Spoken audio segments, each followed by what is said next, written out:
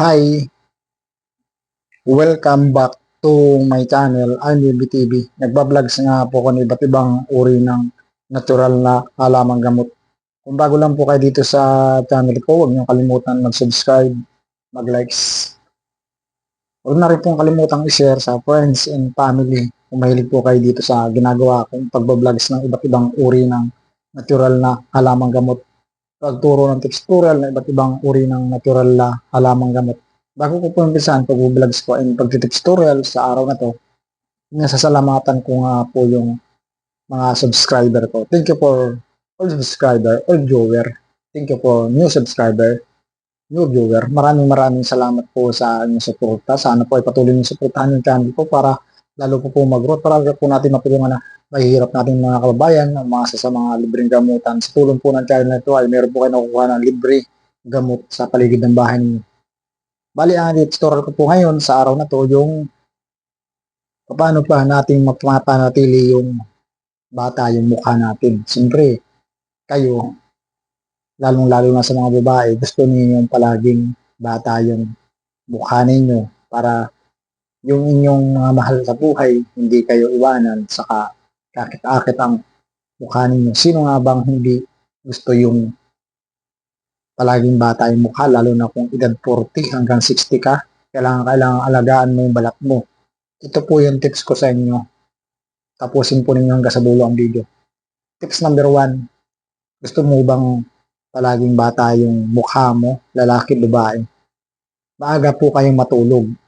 Ito po matulog na kayo ng alas 8 hanggang alas 5. Alam niyo bakit? Kasi yung balat natin, nagre-repair yan alas 10, alas 4. Mapapansin niyo kapag complete yung tulog niyo.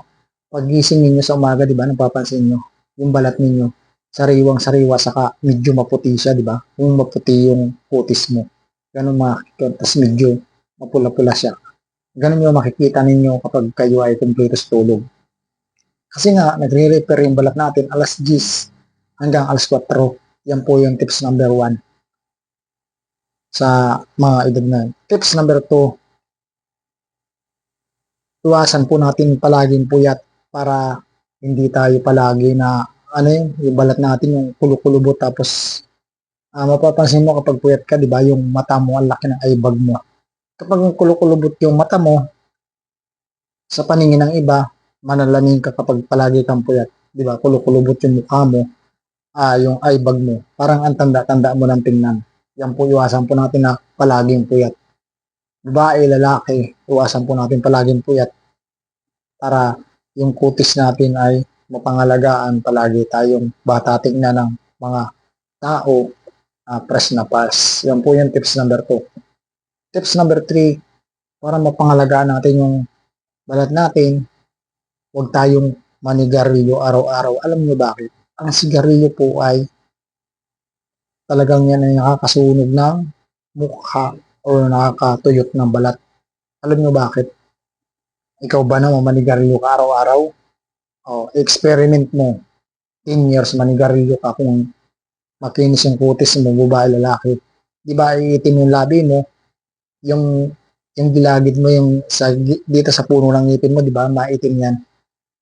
Tapos, parang tuyo-tuyo yung labi mo, tuyo-tuyo siya kapag palagi kang manigarilyo araw at gabi.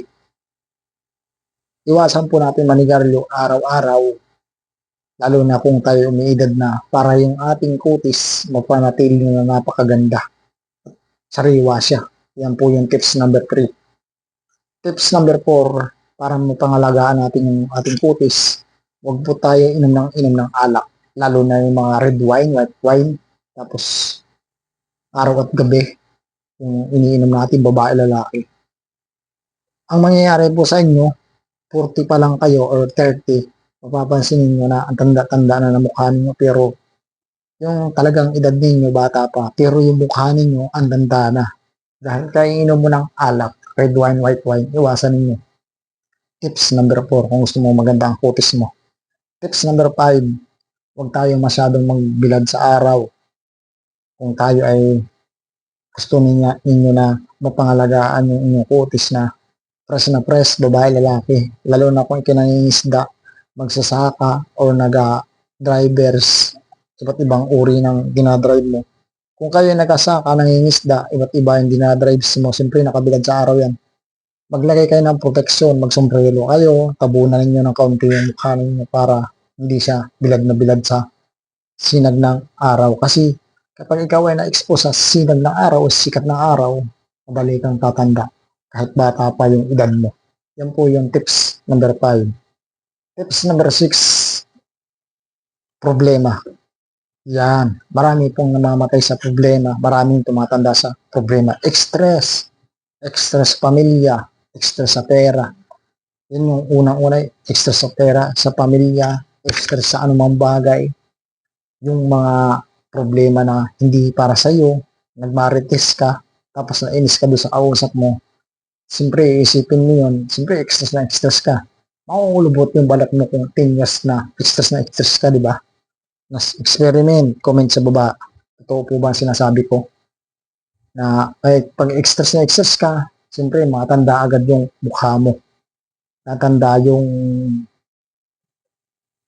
kutis mo, yung balat mo, maniniyo, ganyan po yung tips number 6. At ito po, dalas, nanunuyo yung mukha mo or nanunuyo yung katawan mo, labi mo, kulang ka sa dilig o kulang ka sa sex. Kasi yung sex ay nakapag-repair din niya ng balat and nakapag-repair siya ng, alam mo ba yung kapag bagong sex kayo ng asawa niyo o partner niyo, ang mangyayari niyan ay yung kutis mo marosa-rosa, di ba, mapula-pula. Kaya kung wala kang sex ay parang tinutuyo yung balat mo or hindi siya hiyang. Yan po yung dalas. Tips number 7. Sex, kulang ka sa sex, wala kang sex, then hindi ka nadidiligan. Yan po yung tips number 7. Sa hindi pa po nakaka-subscribe, subscribe. Sa hindi pa po naka-likes, paki-likes. Sa hindi pa po nakaka-share po sa mahilig po sa ginagawa kong pag-tutorial and pag-vlogs ng iba't ibang uri ng natural na halamang gamot. Maraming salamat po sa mga sumusuporta sa Will TV. Thank you po sa inyo. And God bless. Merry Christmas po sa inyong lahat.